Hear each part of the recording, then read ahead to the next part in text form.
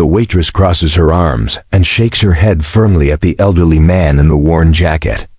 "Sorry, old-timer, but this table is reserved for paying customers who can actually afford our prices."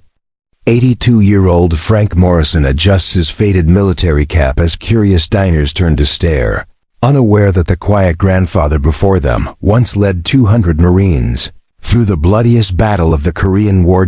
What happens next will leave you speechless.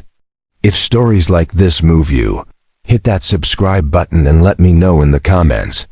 Have you ever witnessed someone judging a veteran without knowing their story? Stay with me, because Frank's night is about to take an incredible turn. Frank had walked into Romano's Italian restaurant on a cold Tuesday evening, hoping for nothing more than a warm meal and a quiet corner. His daughter Sarah lived 3 states away, and these solo dinners had become his routine since Martha passed 2 years ago. He wore his old brown leather jacket, the same one he'd had for 30 years, and his Marine Corps cap that never left his head when he went out. The hostess, a young woman with bright pink hair named Crystal, looked him up and down with obvious disgust. She tapped her long fingernails against her podium and rolled her eyes.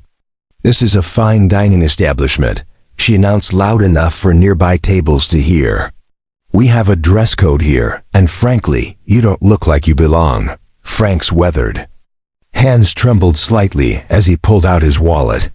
"I have money," he said quietly. "I just want a table for one, please." Crystal laughed and shook her head. "Look around you, old man.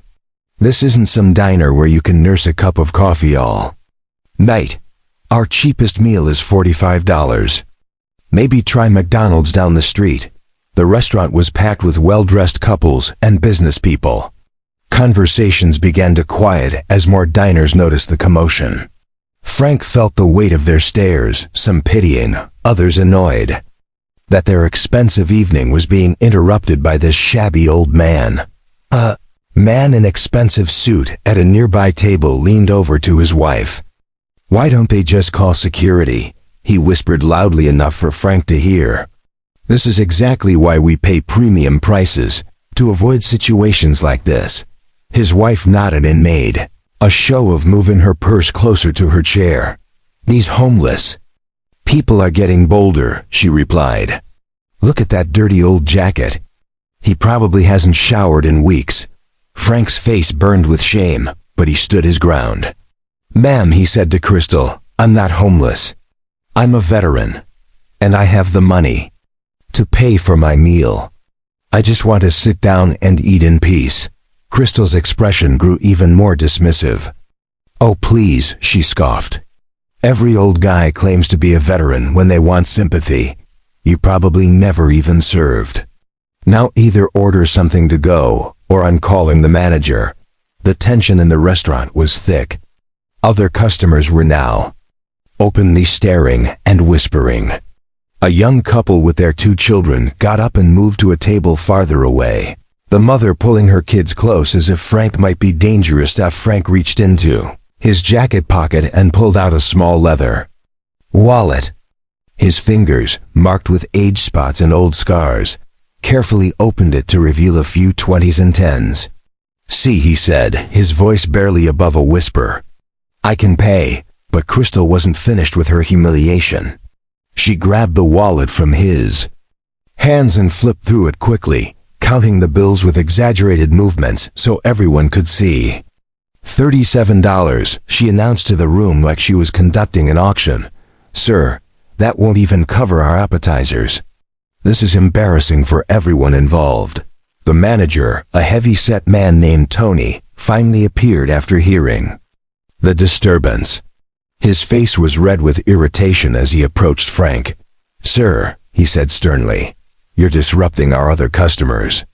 I'm going to have to ask you to leave immediately." Frank felt his heart sink. He'd faced enemy fire in Korea, watched good men die, led soldiers through hell itself, but nothing had prepared him for this kind of public shame. The eyes of 50 strangers bore into him as he stood there, feeling smaller and more invisible than he had since Martha's funeral. "I fought for this country," Frank said, his voice cracking slightly. I spent 2 years in Korea, lost friends, came home with medals. All I want is a warm meal. Tony crossed his arms and shook his head impatiently. Look, I don't know what kind of stories you're telling, but you're making my customers uncomfortable. Security is on their way. You can either walk out with dignity or be escorted out. Your choice. The businessman who had been complaining earlier stood up from his table. This is ridiculous, he said loudly. We come here to enjoy ourselves, not to watch some sob story about fake war heroes. Just get rid of him already. Several other customers murmured in agreement. A woman at the bar turned to her friend and said she felt unsafe with Frank in the restaurant. A teenage girl took out her phone and started recording, probably planning to post the encounter on social media for laughs. Frank's hands shook as he put his wallet back in his pocket. The leather was worn smooth from decades of use, and it contained not just his few bills, but also a faded photo of Martha, his Purple Heart citation, and a letter from his commanding officer commending his bravery at the Battle of Heartbreak. Ridge, I'll go, Frank said quietly, his voice barely audible over the restaurant noise. I'm sorry for bothering everyone, Crystal smirked with satisfaction. Next time, know your place before you walk into somewhere like this, she called after him as he turned toward the door. The entire restaurant watched as the old man shuffled toward the exit, his shoulders slumped in defeat. Some diners had already returned to their conversations, dismissing him as just another homeless person who had wandered in from the street. Others continued to stare, but none with sympathy. Frank reached for the door handle, feeling the cold metal against his palm, when suddenly the restaurant's front door swung open with such force that it startled everyone inside. A tall, distinguished man in his 60s strode in, wearing a crisp military dress uniform decorated with more ribbons and medals than most people had ever seen. His silver hair was perfectly groomed, his posture ramrod straight, and his presence commanded immediate attention from every person in the room. The man's sharp eyes quickly scanned the restaurant before landing on Frank, who was frozen by the door. Without hesitation, the uniformed man walked directly over to Frank and did something that shocked everyone present. He snapped to attention and rendered a perfect military salute. Sergeant Major Morrison, the man said in a voice that carried across the now silent restaurant. I've been looking everywhere for you, sir. Frank's eyes widened in recognition and disbelief. The man before him was General William Hayes, someone Frank had served under in Korea more than 70 years ago, though Hayes had been just a young lieutenant then. General Hayes turned to face the stunned restaurant crowd, his voice filling the room with authority that made everyone sit up straighter. Ladies and gentlemen, he announced, you are in the presence of one of the greatest war heroes this country has ever produced. The same customers who had been complaining about Frank just minutes before now sat in shocked silence, their faces pale with the realization of their mistake. Crystal, the hostess, looked like she wanted to disappear into the floor as General Hayes continued speaking.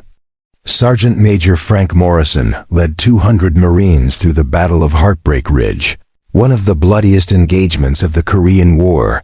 He saved countless lives, earned 2 Purple Hearts, and came home to serve his community for 40 more years as a police officer. The businessman who had demanded Frank's removal now couldn't meet anyone's eyes. His wife had gone completely quiet, no longer worried about her purse or the cleanliness of the old veteran. General Hayes placed his hand on Frank's shoulder. Frank, I've been trying to reach you for weeks. The president wants to present you with the Medal of Honor that you should have received 70 years ago. The paperwork got lost in the system back then, but we finally set things right. The restaurant was so quiet you could hear the kitchen fans running in the background. Every eye was on Frank, who stood there with tears streaming down his weathered cheeks, overwhelmed by the moment and the memory of friends who hadn't made it home. Tony, the manager, rushed over with his face red from embarrassment and shame. Sir, he stammered to Frank, I am so deeply sorry. Please, let me offer you anything you want on the house." I had no idea. But Frank wasn't looking at Tony. He was looking at his old commander, remembering the young lieutenant who had helped him carry wounded Marines to safety during those terrible days in Korea, when they were both just kids trying to survive. "General." Hayes turned to address Crystal, who was now visibly shaking. "Young lady," he said firmly, "this man has given more to your freedom and safety than you could ever imagine. The disrespect you showed him tonight is a disgrace to everything he fought to protect." The entire restaurant erupted into spontaneous applause as the reality of the situation sank in. The same people who had wanted Frank removed were now standing and clapping, though their applause felt hollow after their earlier behavior. Frank wiped his eyes and looked around at the faces that had shown him such contempt just moments before. He wasn't angry, just tired and sad that it had taken a general's appearance to make them see his worth. General Hayes guided Frank to the best table in the restaurant, and they sat down together to catch up on 7 decades of life.